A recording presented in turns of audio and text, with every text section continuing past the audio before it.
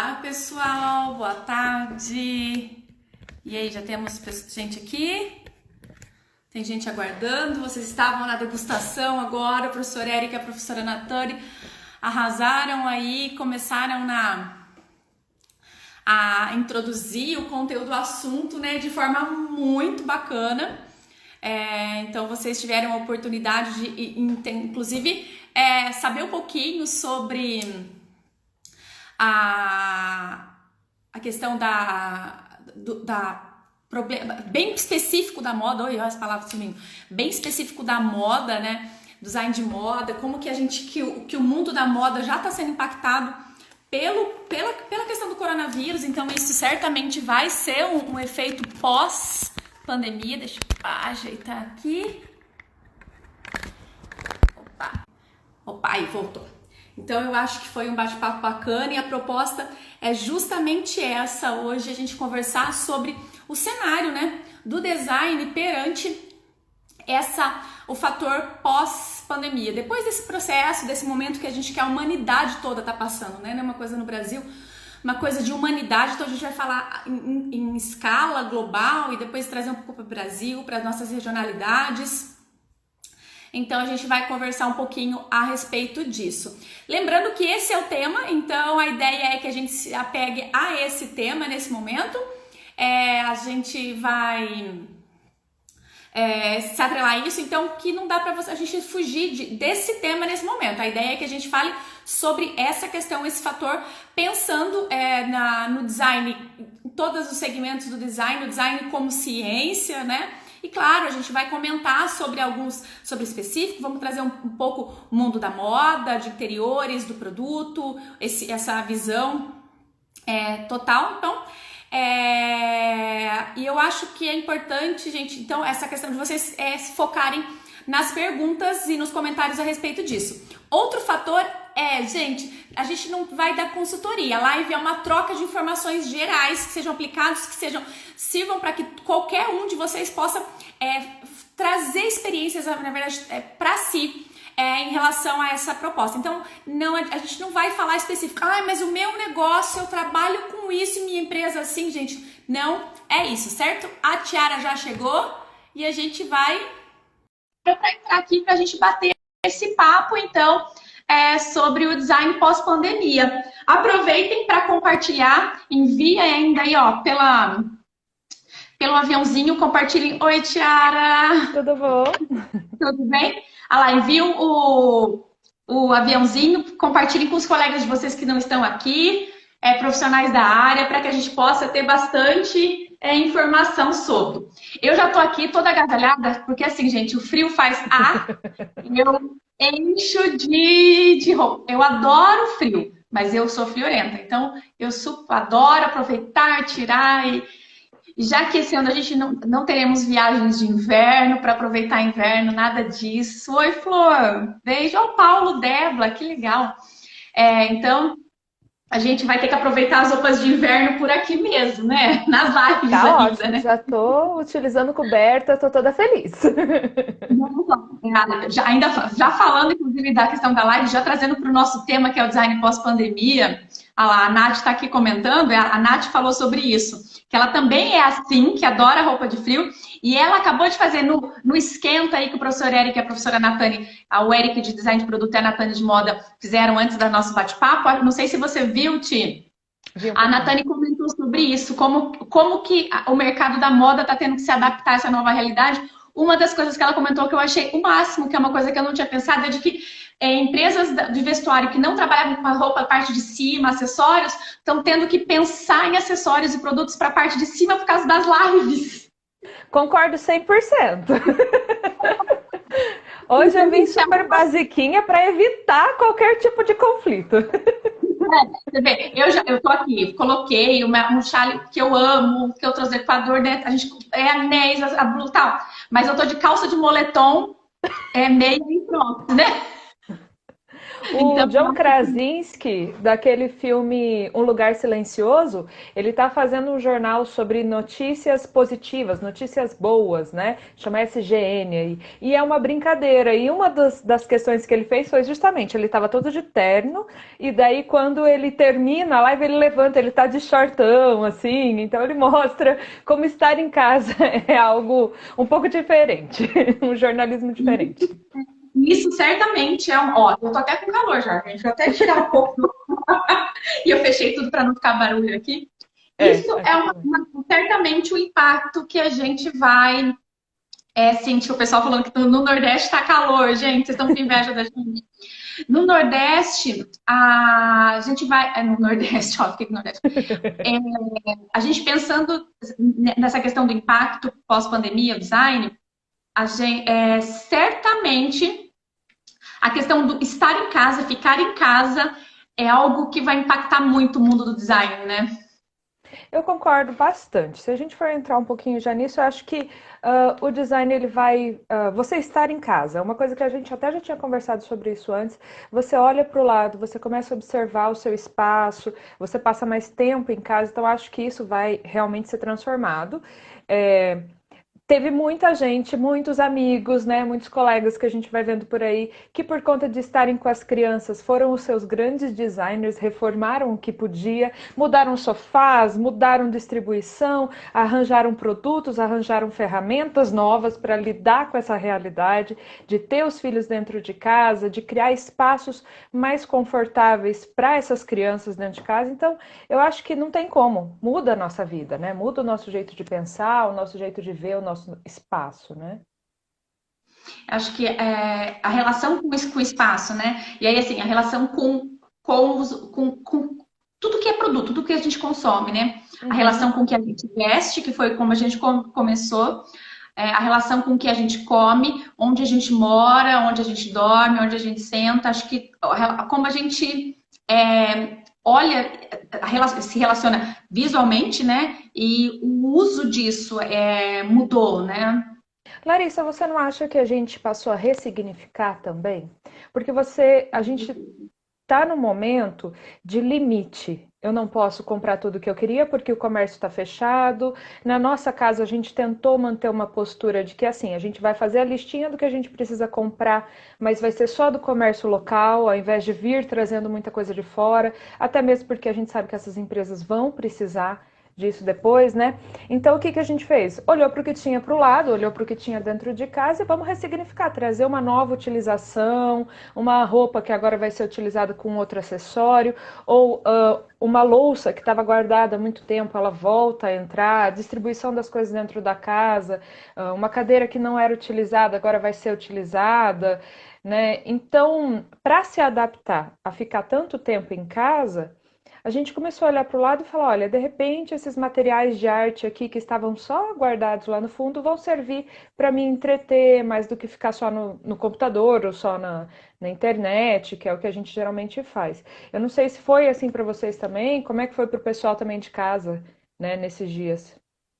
Essa relação, né? Eles estão comentando, acho que até teve um comentário aqui que eu queria, deixa eu até resgatar, que acho que a Mariane, se eu não me engano, esse nome, comentou alguma coisa que eu queria falar. Deixa eu achar aqui. Na minha casa, por exemplo, eu tive que transformar a casa no estúdio, né? Porque eu dou aula para o presencial e dou aula para o EAD. Então, para o presencial, a gente também está gravando. E se eu estou fazendo em casa, as caixas que ficavam pela casa se tornaram apoios para o notebook, para fazer daí criar o estúdio. Peguei luminária, transformei em softbox, coisa que eu nem imaginava que ia fazer. Está acontecendo aqui dentro de casa. Tanto é que estou com uma outra mesa extra, com uma toalhinha aqui, hoje servindo de apoio. A Bia, ela comentou assim, ó, ela pensa que as soluções multifuncionais serão cada vez mais valorizadas. E a Mari disse assim que nós estamos observando detalhes que antes não eram percebidos. Então, eu acho que tem exatamente a ver com isso que você está falando, de que assim, a gente ai, eu fico tentando acompanhar aqui os comentários. a gente passou por um momento, a gente está percebendo, a gente comentou muito na live de terça-feira que a gente fez com o Oscar Renault, o Sim. Oscar está morando na Itália, né? Já acho que há 2 anos, e a gente comentou sobre isso, de como os problemas da construção, da arquitetura antiga, né, na Europa, que no dia a dia, na dinâmica diária das pessoas não atrapalhavam tanto, que nesse momento de quarentena estão sendo muito sentidos. Uhum. Né? Então, assim, as pessoas estão percebendo que daí está em casa e é lá ainda no verão, então no calor ainda, né? Tá começando agora lá, né? Então eles estão sentindo assim a falta de ventilação. Então não tem janelas, né? Não tem a proximidade das construções, a falta de varanda, então a distribuição dos. Então as pessoas começaram a sentir. Então eu concordo que as pessoas começam a perceber os objetos, as coisas, o que consome com um olhar diferente, né? A gente está tendo que ter essa relação. E a coisa do multifuncional tem tudo a ver também, porque a gente começa, então, ter que usar objetos, dar funções diferentes para o mesmo objeto, porque a gente está tendo que se adaptar. Eu estou agora com o meu celular preso com um amarrador de cabelo no tripé, não é? Eu Ué. estou numa mesinha que é uma mesinha que eu uso na churrasqueira, porque eu tinha que ficar de frente para o sol, e minha bancada fica de costas. Então, assim, a gente tá, todo mundo tendo que se adaptar. E eu acho que a gente tem que olhar que essas adaptações, mesmo que seja lá um mês, que seja um mês, 2 meses, e a gente tem aí grande perspectiva de que isso perdure até por um pouco mais de tempo em alguns lugares, são, são novas formas de viver e que vão impactar certamente daqui para frente, né? Com certeza, eu acho, eu espero pelo menos que a gente entenda que a gente está entrando num mundo diferente, né? É uma segunda fase, é uma fase de um mundo onde que a gente vai ter que ser mais disciplinado com relação, porque essa não é a primeira, não vai ser a única pandemia. Né? Não tem como, a gente vive em um mundo globalizado. Se a gente for pensar isso historicamente, mudou a nossa história certos tipos de momentos pandêmicos, né? Que fizeram de uma forma que a gente melhorasse no final das contas. A gente precisa pensar, posso trazer um pouquinho aqui de história nesse contexto para a gente Essa é a pensar esse ideia. futuro? Mas com certeza, essa é a ideia para a gente entender o porquê que a gente defende. E é legal assim, resgatar para a gente entender como é que a gente sabe que vai ser assim, que vai acontecer Uhum. isso, né? Então, claro que nunca foi de uma forma igual a outra, mas se a gente for pensar ao longo da história, vamos imaginar lá ainda em 1300, quando a gente teve uma grande pandemia que aconteceu justamente por conta do caminho da seda, que a gente ia até a China e voltava, então a gente tinha esses comércios ocorrendo na Europa, por exemplo, e a gente tem a entrada de uma grande pandemia que foi a peste bubônica. Né? Então, por conta desses movimentos, por conta da gente não ter ainda um sistema imunológico pronto para aquilo, não ter vacina para aquilo, é normal, a natureza vai se transformando e a gente vai se adaptando. Quem for mais adaptado para isso, beleza, permanece. Quem não for, realmente acaba ficando no caminho. Essa é a história do ser humano, né? Não tem o que fazer. Mas, a partir desse momento, a partir dessas transformações, vem com ela também uma transformação social. Nós tivemos anos, ali, 50 anos depois, a gente tem o grande renascimento acontecendo. Né? Depois nós tivemos agora para esse nosso século passado, a gente teve a Primeira Guerra Mundial, devastação completa da Europa, destruição total dos edifícios, da forma de viver, aquela forma que era uma forma vitoriana, cheia de salinhas, espaços fechados, pouco iluminados. O que acontece? Vai reconstruir a Europa, o design vai começar a vir com uma ideia, claro, puxada para um aspecto industrial muito forte, mas Aí, dando uma brecha aí, o design, né? Aí que começa realmente, efetivamente, a história do design, inclusive, né? justamente, se você pensar, ele vai começar a repensar como eu posso utilizar um produto da indústria para reconstruir rápido a sociedade. Então, eu acho que ali a gente teve um design ainda na indústria 2.0, 3.0 ali, né? Uma indústria que está apoiada realmente no fortalecimento das máquinas e tal. E agora a gente está reavivando a indústria 4.0, que é essa indústria de rede. O meu trabalho não está parado porque eu estou em casa. Meu trabalho continua. Então, o meu local de trabalho, ele começa a não ser mais o espaço físico, mas muitas vezes as tecnologias. Então, eu preciso ter um espaço de reunião, eu preciso ter um espaço de conexão com as pessoas para manter a minha aula acontecendo. E daí a sala de aula, de repente, virou a casa de vocês. Então, vocês têm que pegar agora e ter um espaço para assistir bem a aula, para estar confortável. Ou não, você vai utilizar, por exemplo, o seu quarto para isso, mas ele vai ter uma característica, a iluminação vai ser diferente, você precisa se preparar para aquilo, né? Geralmente a gente arranja um jeito para isso. Mas, se a gente for ver aí, né? Então a gente teve esse boom da Bauhaus, quando a gente teve a Segunda Guerra, a gente também teve o boom do American Way of Life. Né? Então, os Estados Unidos entrou aí no mercado com uma revolução também de produtos. Eu acho que a gente vai ter revolução de plataforma. Eu acho que agora a gente entende da experiência. A pessoa está percebendo que ficar em casa exige dela ter uma experiência produtiva a cada dia. Né? O fato das pessoas falarem, hoje eu coloquei uma calça jeans e foi para a sala, ficou em casa. Mas por quê? Porque eu preciso desenvolver nesses espaços de convívio que a gente tem hoje coisas que tenham valor, né? Porque produto a gente já tem. Esse mundo do gadget, né? Desse multifuncional que a gente tinha para a estética dos anos 80, 90, eu não sei se ele vai se manter, de ter tudo no mesmo espacinho, muito multifuncional. Mas a gente vai ressignificar aquilo que a gente já tem. A gente vai ressignificar um mobiliário, a gente vai ressignificar aquele espaço da nossa casa para mais funções, mesmo que não seja colocando mais produtos. Eu vejo uma simplicidade, até no design gráfico a gente tem visto isso. O uso da textura mais do que do excesso de grafismo. Não sei se faz sentido, né? Eu concordo com você.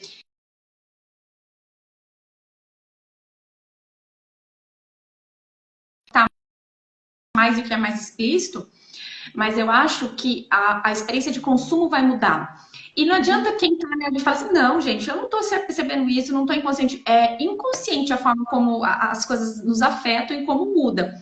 Como a gente comentou, que foi nos momentos, por exemplo, os grandes booms do design, as maiores escaladas do design foram pós as guerras mundiais. Sim, exatamente. E, e aí o design já vinha por um processo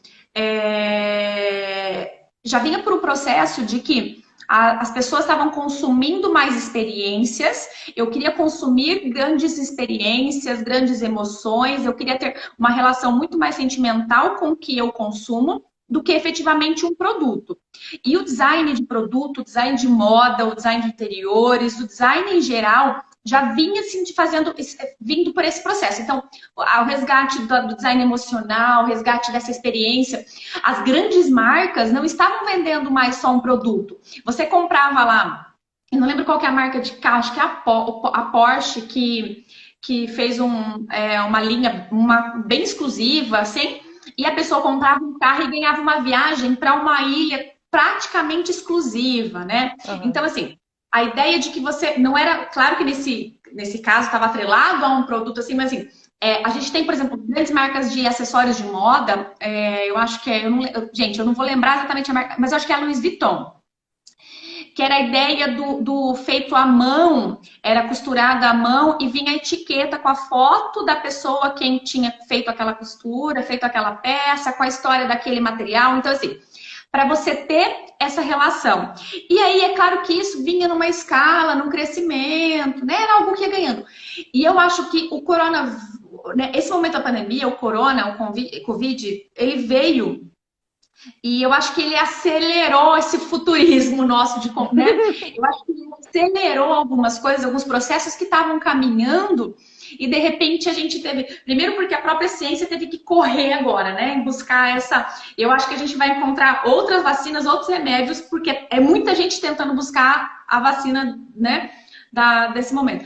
E aí, em função, muita gente tendo que se reinventar, muita coisa tentando acontecer, então essa coisa do design de experiência, o design, esse conceito, ele vai ser acelerado e eu acho que a gente vai sentir isso muito forte. E o design, daí os designers, terão um papel essencial e muito importante para o mercado, para as empresas, para a indústria e para o consumidor sobre o que é que ele vai propor daqui para frente, né?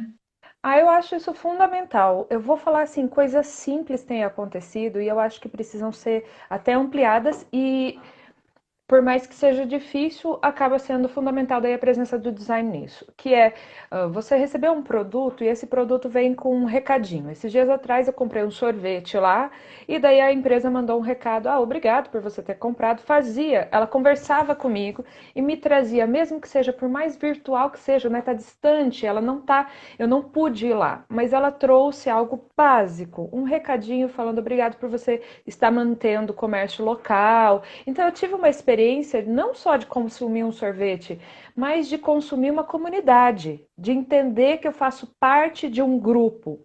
Eu acho que isso vai ser fundamental para esses momentos, né?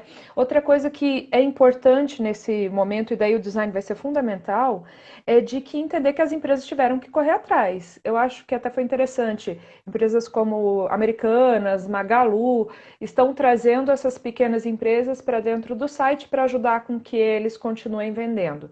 Mas é fundamental que nós, como designers, principalmente o pessoal de programação, faça essa adaptação para essas empresas pequenas aqui. A gente sabe que o mundo está indo para um caminho mais virtual e o que vão ser esses novos empregos? O que vai ser essa nova sociedade? Porque eu acredito que muitas empresas também vão descobrir que elas conseguem se sustentar, conseguem se organizar com menos espaço, com mais quantidades de desenvolvimento virtual mesmo, onde eu não tenho que ficar pagando um aluguel, né? A empresa se sustenta mesmo não estando presente. E aí o que eu faço? Como que está o meu sistema de interface para uma pessoa mais velha? Porque, gente, realmente dá dó dos senhorzinhos não aguentarem ficar em casa e vão lá para a praça, mas não há tecnologia para eles. Não está tendo um design que realmente é acessível, que é adaptado, que é fácil, que tem alguma relação com aquilo que ele vive no essencial, que é aquilo que ele vive na presença. Então, daí vai do design realmente compreender que o mundo não é só dos plugins para o pessoal dos anos 80. Né? Ou a molecada aí já se adapta a tudo. Mas, por exemplo, para os jovens de 30 anos ali que conseguem pegar bem a tecnologia. O que eu vou fazer com um cara de 60, de 70, de 80 anos que não pode sair de casa? A televisão que não está fornecendo programa suficiente para as pessoas, né? Então a gente tem que entender que essa experiência não é só uma experiência talvez de consumo, mas uma experiência de sociedade, de o que está sendo oferecido em termos de design, que às vezes não está pegando para todas essas comunidades. E eu acho que vai crescer, eu acho que vai se adaptar para elas. O que faz sentido? Faz sentido? E eu acho que esse olhar, uma tendência que vai ser com certeza pós, eu até estava olhando aqui, uma tendência que vem forte, essa pós, que são algumas coisas assim, que primeiro esse olhar é uma revisão, na verdade, acho que assim, de crenças e valores. As Uhum. pessoas vão rever as suas crenças e seus valores. Então, assim, como é que o que eu consumo e como isso impacta na sociedade. Então, o voltar um pouco mais para a sustentabilidade, não só a gente fala de sustentabilidade, a gente tem o hábito de pensar sustentabilidade, pensar que se é reciclável, né? A gente pensa sustentabilidade só do ponto de vista do meio ambiente. E a gente esquece que a sustentabilidade é um tripé. Ele tem que ser social, tem a questão social, tem o impacto ambiental também, mas tem outras. Tem a questão social, tem a questão cultural, né? Tem a questão econômica, que eu acho que as pessoas vão entender um pouco melhor isso. Então, eu vou consumir um produto não só porque ele tem o selo verde, mas como ele é produzido, como vem. Então, assim, as pessoas vão se preocupar mais com isso. Esse olhar do todo, esse olhar... Prestar mais atenção nesse consumo, até porque daí a gente entra, inclusive, na questão econômica. As pessoas... A gente sabe que a gente vai entrar num grande problema econômico, né? A Sim. gente vai ser impactado nisso. Mas a gente tem que lembrar que as pessoas, elas não param de consumir. Elas continuam consumindo uma quantidade menor, talvez, e vão passar a repensar onde é que eu vou gastar. E aí eu vou escolher melhor. Então eu vou entender que menos é mais, desse ponto de vista mais, que é o que você falou, assim, dos espaços, repensar no que eu preciso, Uhum. mas e vou investir em algo que me traga retornos que vão mais perto do que eu acredito. Então, assim, eu vou investir em algo que eu porque eu quero mais, porque eu vejo melhor, e daí entra a questão do design emocional, dessa experiência, de tudo isso, né? É Eu complexo, acho, né? Bastante coisa. eu acho que entra até eu vi aqui embaixo a Mariane, né? Ela estava colocando a respeito de voltar a ter jogos de tabuleiro. Eu acho que as pessoas vão voltar a ter um sentimento do presencial. E já tinha acontecido. Essa ideia da comida gourmet, de você ter uma experiência fora do mundo das tecnologias, fora desse mundo do trabalho, eu acho que é interessante. A gente tá, em todo caso, quando a gente fala até de sustentabilidade, eu acho que a gente tem que entender que a gente está em um mundo tão polarizado, mas nem vou falar polarizado. Nós temos nichos tão microscópicos, tão pequenos, né, que faz parte da globalização. A globalização desse contexto que a gente vive, ela adora que haja o diferente, ela adora que eu me relacione com pessoas que participam de um nicho totalmente diferente dos que estão à minha volta, porque isso vai acrescentando em produtos, tal, etc. Eu não acho que vai ser parecido os produtos que a gente vai consumir. Eu acho que cada pessoa está num processo de reinvenção da sua própria identidade. Então, quando eu diminuo a minha capacidade de consumo, a minha capacidade de sair de casa, eu olho para aquilo que eu tenho e eu começo a dar valor tanto para os meus objetos, como para as relações que eu tenho com a própria vida, aquilo que é importante para mim, eu acho que a gente chega num produto que ele precisa responder a essa geração da individualidade, essa geração de eu olhar para minha casa e falar o que me representa. O problema é que isso é um peso, de vez em quando, muito grande, né? Se você está o tempo todo em um mundo que está em constante mudança, em constante renovação, os trabalhos daqui a 50 anos não serão os mesmos, a nossa relação com a casa não vai ser a mesma. Então, o que há de radical? O que há de mim que está sendo refletido nisso? E daí eu acho que os produtos que conseguirem compreender que as pessoas estão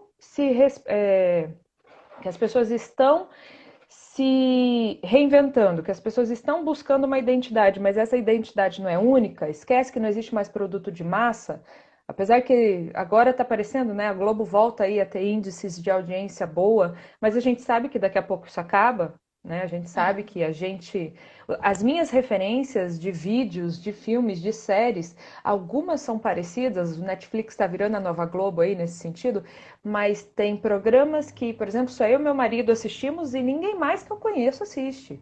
E eu sei que tem uma fanbase gigantesca para aqueles programas.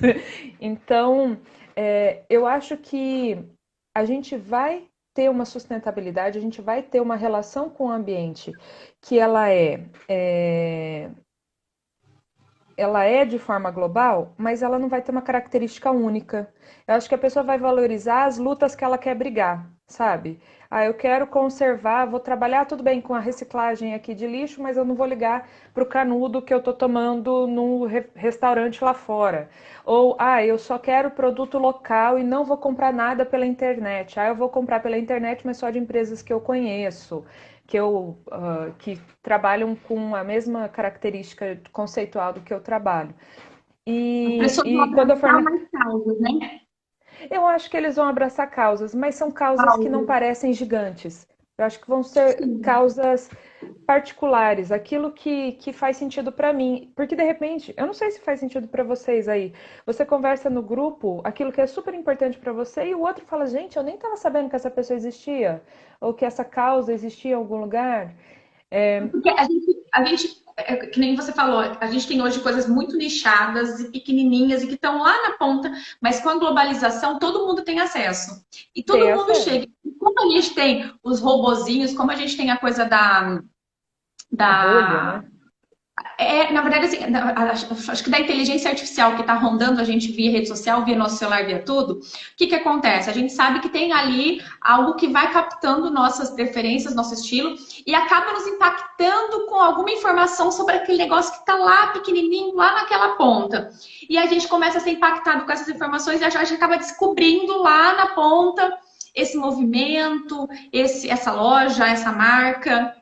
E aí, o individualismo muito forte veio à tona. Exatamente, Fabiana. Acho que assim, a gente conseguiu reunir pequenos grupos que de repente, poxa, com coisas que você não tinha tão grande. E tem até pequenos grupos que de repente até acabam ganhando grandes proporções. Eu vi alguém colocou ali o team crochê, né? Então, É. assim, o crochê que era bem isso. Aquela coisa de você reunir pequenas. Alguém. Eu acho que é alguém que, inclusive, tá te durando que você gosta de novela coreana. É isso mesmo, é a minha irmã. Ai, que Ó, Que bom. Eu então, amo novela coreana. Quem é time dorama aí pode avisar. Eu adoro novela coreana. Então, assim, a ideia do crochê, por exemplo, que era algo bem assim, que a gente passou por um período grande aí que o crochê era out, né? Era coisa da vovó, era coisa da casinha. E de repente, assim, um grupinho começou a fazer crochê e começou a fazer, a postar um videozinho de eu fazendo e abrir uma página do crochê. E olha a dimensão do que é hoje fazer crochê.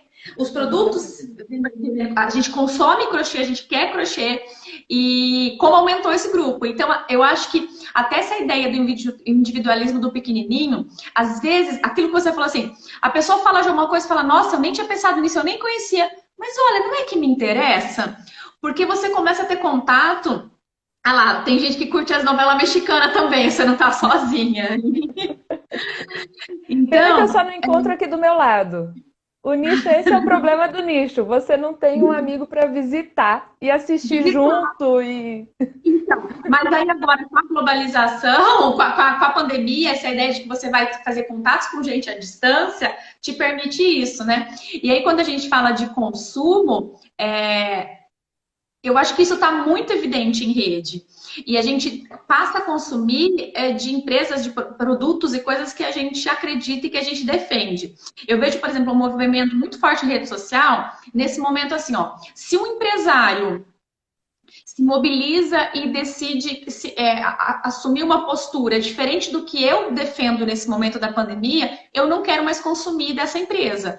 Não que o meu dinheiro vai deixar ele mais pobre, ou que vai fazer a diferença, porque às vezes é uma grande empresa. Mas o meu dinheiro, o meu consumo, mesmo que eu goste muito, que eu quero, eu não vou mais consumir lá. E eu vejo esse movimento forte e assim, e a gente vai ganhando escala disso. Isso a gente fala do pequeno, ao mesmo tempo que a gente vê, a gente fala do grande, ao mesmo tempo que a gente vê os pequenos surgindo. Então, como designers, a gente tem que olhar, começar a observar isso. Então, em vez de pensar que, ao contrário, que nesse momento a gente vai ter como vai ser depois? As pessoas não vão ter dinheiro. Não, pelo contrário, as pessoas vão escolher melhor e aí que é a chance que você tem de buscar um desses nichos, uma possibilidade de desenvolver, de você segmentar, de você buscar esse perfil, né, de buscar um produto diferenciado que atenda a esse perfil. Eu acho que essa é uma oportunidade. então, mas nesse sentido eu tenho um receio com relação ao que a gente tem nesse mundo hoje, que é o fato assim, por você ter a possibilidade de ter tanto nicho, a gente está tendo às vezes uma possibilidade na população de ter, eu acho a polaridade sempre muito complicada, principalmente para o design, eu acho que você perde muito, né? Então tá tendo, óbvio, a política do cancelamento para qualquer âmbito, tá? Nós temos uma dificuldade muito grande de movimentos de desconstrução e de movimentos de tradição exacerbada. E isso faz parte também de qualquer sistema evolutivo de sociedade. Eu não acho que é um objeto que acontece só agora, tá? A gente tem essas polaridades. Mas às vezes acontece dessas polaridades serem tão complicadas que não permite com que você possa olhar para o outro nicho, que possa você realmente ver o que está acontecendo. Por exemplo, um grupo da desconstrução lá tem uma ideia importante, mais sustentável e de fácil acesso, que possa ser lucrativa. Né? Pronto, ele tem a possibilidade. Só que, porque eu não concordo com parte daquilo que eles falam, eu já não olho. Eu já entro dentro da minha caixinha, dentro do nicho e esquece o que outros grupos têm feito.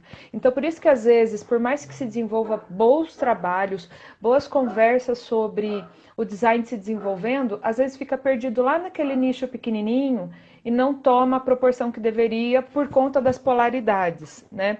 Então, eu acho que o design pode ser um caminho, até o design thinking nesse sentido, de quebrar certas barreiras, de tentar olhar para a dificuldade, por exemplo, de um empresário, ou para a dificuldade do sistema que esse empresário está fazendo, né? Que tem outros grupos que estão falando sobre formas novas de utilizar os materiais.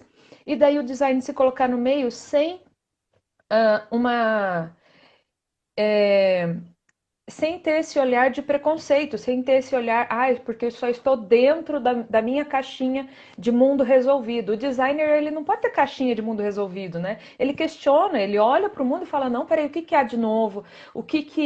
Isso aqui é bom, é ruim? É uma introdução nova? Ou o que havia no passado? O designer é ótimo para isso.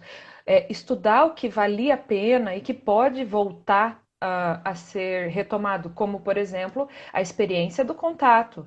Né? O design de experiência é um design que olha para o passado, é um design que olha para a tradição, que olha para a importância da avó, que olha para a importância da mãe, daquilo que é tradicional, como o uso do crochê, e ele ressignifica isso. Ele fala, olha, jovem, você não está lá naquela ponta, você também é um ser humano. Porque por mais que as tecnologias vão avançando, e daí eu falo a questão dos gadgets, né? Por mais que a gente tenha um mundo muito mais tecnológico, nós, enquanto biotipo, nós, enquanto ser humano, enquanto manifestação de emoções, etc., mudou muito pouco. A gente ainda ama, a gente ainda quer dormir com alguém, a gente ainda quer um carinho, a gente ainda tem medo.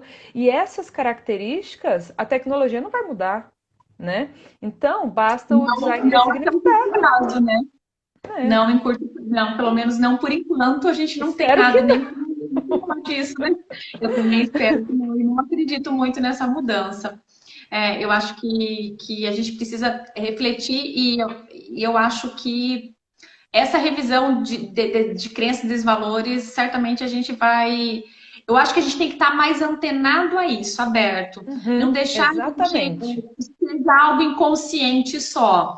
Aí é que fica, acho que como profissionais que vão desenvolver, que vão ter que suprir pós, a gente vai ter que se colocar no mercado, a gente vai ter que suprir não só por nós, porque nós precisamos nos manter como designers, né? Então a gente precisa se colocar, continuar no mercado, mas porque o próprio mercado, né, o consumidor vai buscar quem vai suprir essa lacuna. Então a gente tem que estar aberto, a gente tem que entender e conseguir fazer essa leitura dessa mudança, o que é, o que as pessoas precisam, como eu posso fazer diferente. E aí é que tá, né, Lara? Eu acho que é aquela questão de antes de olhar para a tecnologia, o que falta de serviço para essa pessoa, ou o que falta de produto.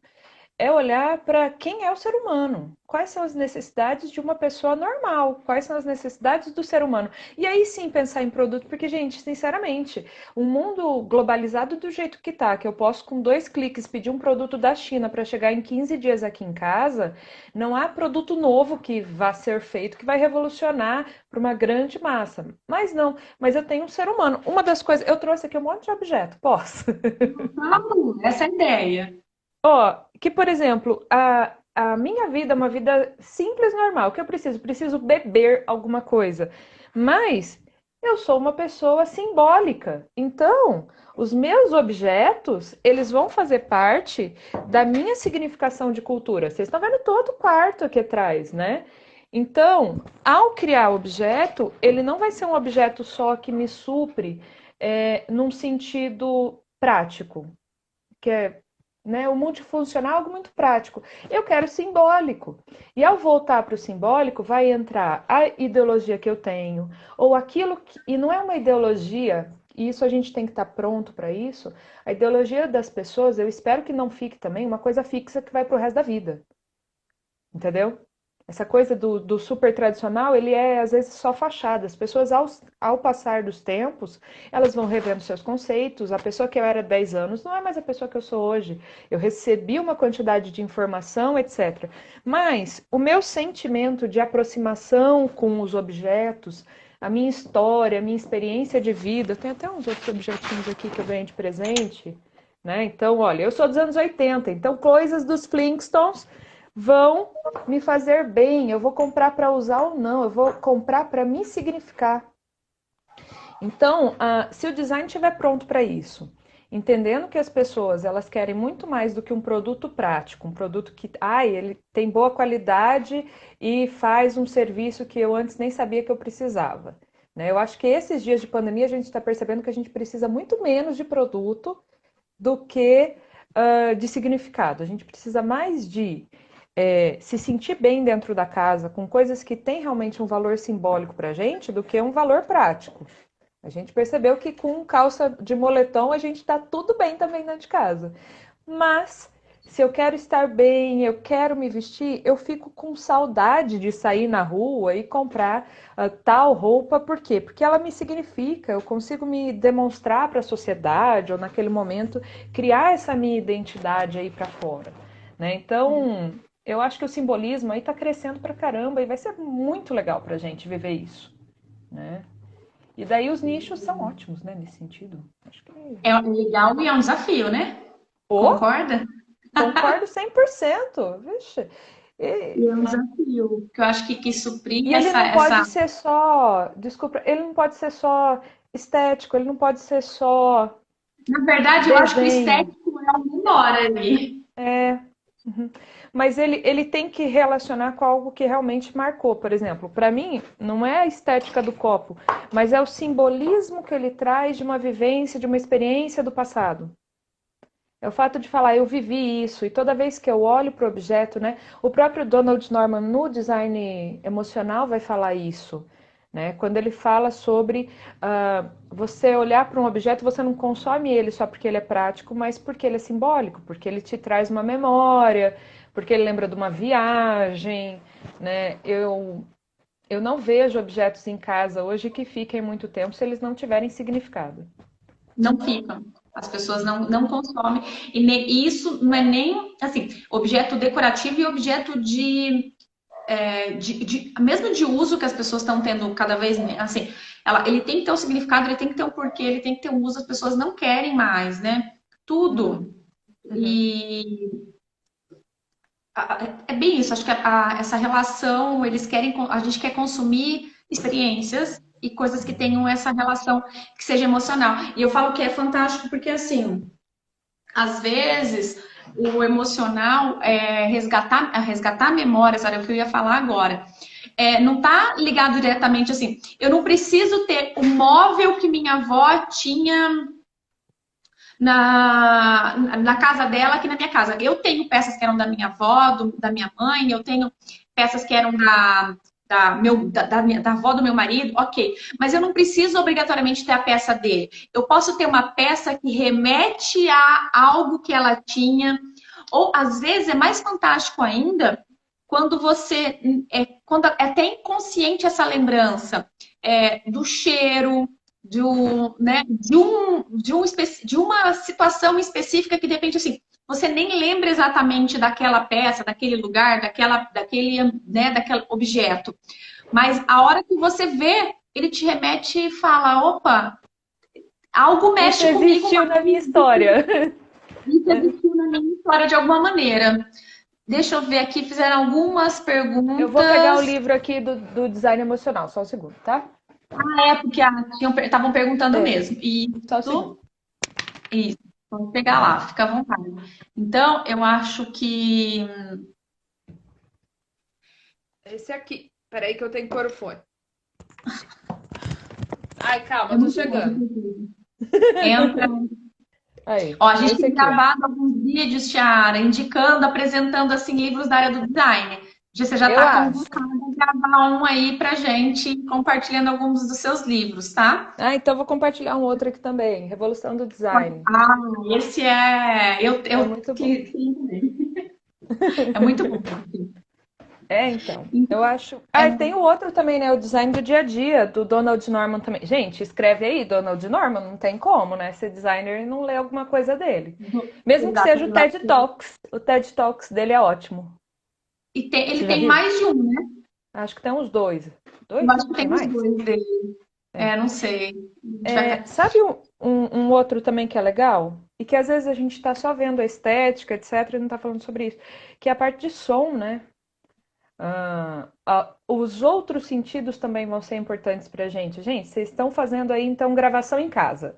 Tô fazendo lá a gravação em casa. O que que você precisa fazer? Precisa fechar tudo, não pode ligar ar-condicionado e eu tenho que ter um sistema aqui de absorção de som. Então, ainda bem que tem um colchão aqui que absorve muito o som.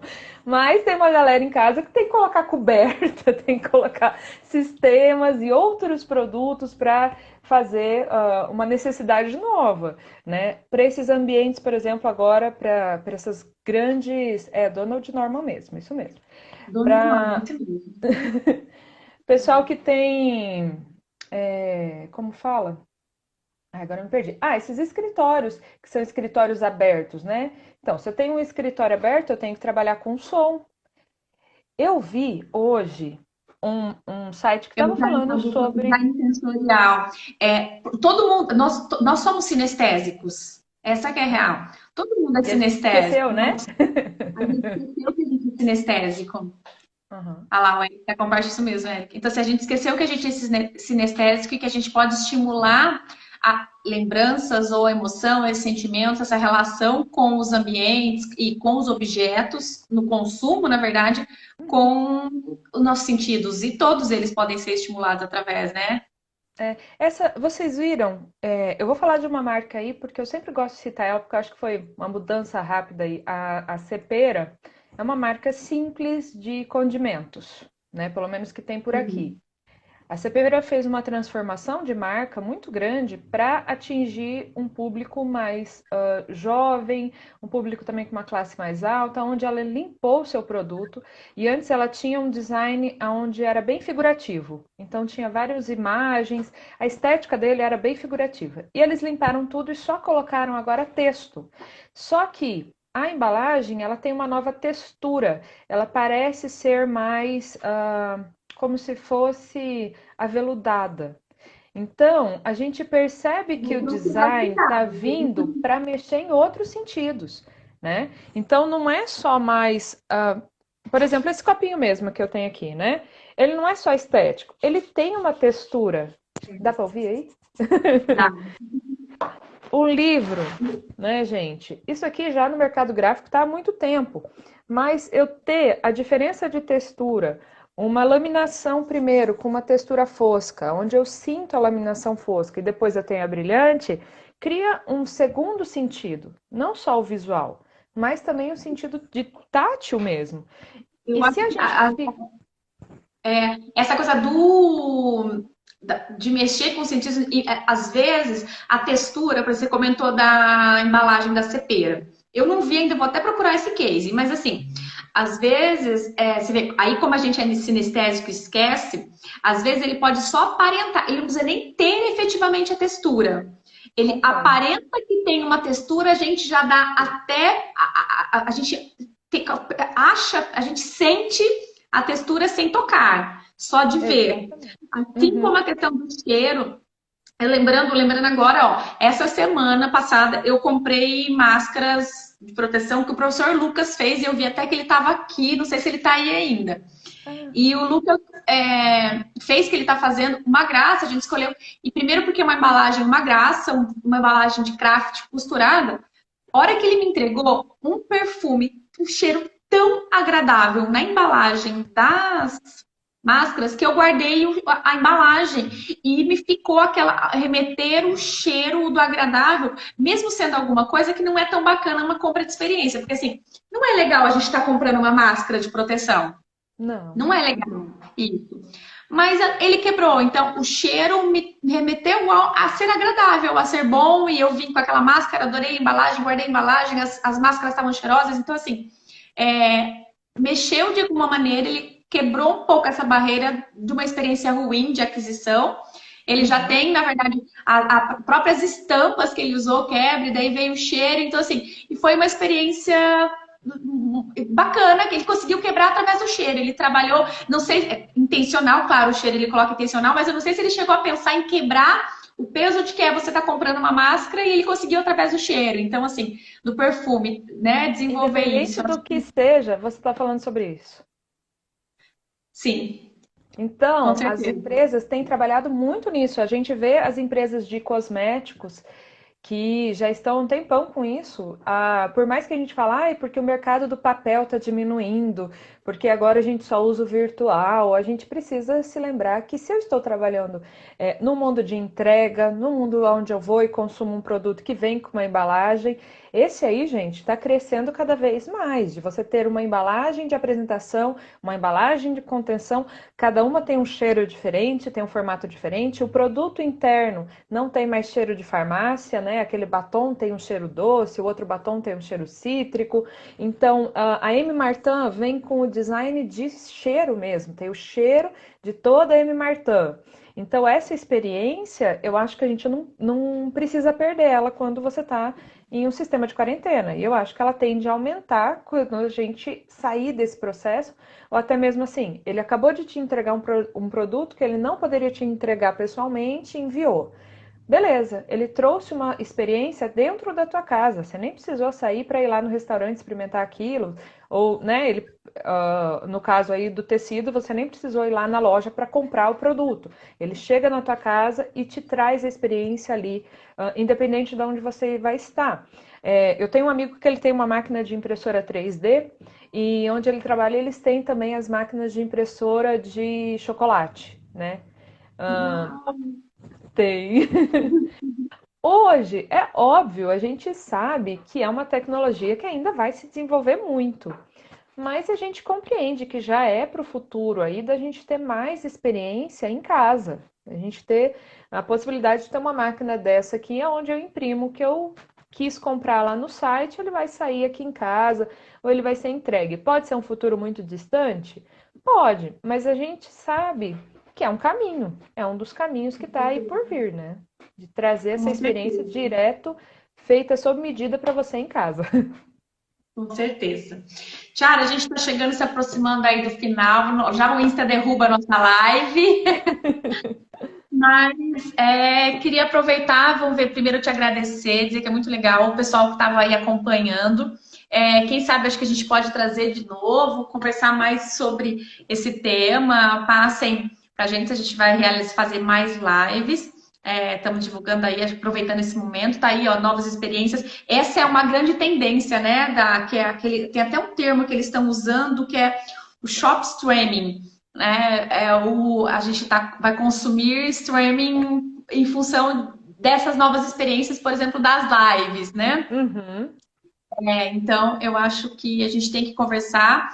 E agora sim, você vê, como eu falei lá no começo, pessoal, a gente não ia falar assim, nossa, para esse segmento, vocês vão consumir isso, é isso que vai mudar. Não, a ideia era que a gente refletisse sobre esse papel do design e dos designers, para que você consiga fazer essa tradução, consiga entender, digerir sobre essas possibilidades e pensar dentro da sua perspectiva, dentro do seu negócio, dentro, né, do seu olhar sobre essa experiência, de onde você está, porque daí entra as questões culturais, regionais, enfim, de como a gente pode tirar, né, a gente tem que tirar o melhor proveito disso, a gente tem que ser positivista, porque assim, o problema está aí. O ruim, a gente não precisa construir, porque isso já está instalado, não depende da gente.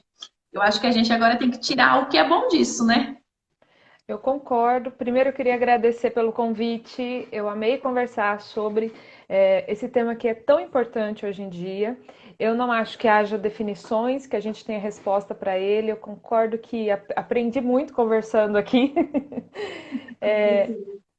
E, e eu acho que a gente vai ter, se a gente tiver vontade, né, enquanto designers, de pensar sobre o que está acontecendo com o ser humano nesse momento, de pensar sobre qual é o mundo que a gente pode oferecer, o que é radical, aquilo que é mais importante desse momento, que é mais humano.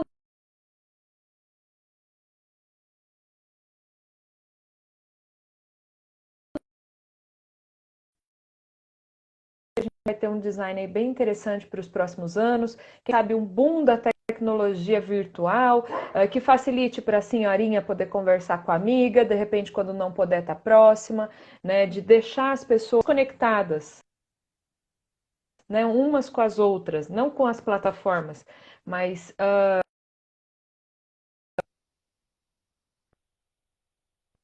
que seja, que a gente saia daí numa situação melhor, né? Numa situação mais positiva do que a gente está hoje, reavaliando as nossas.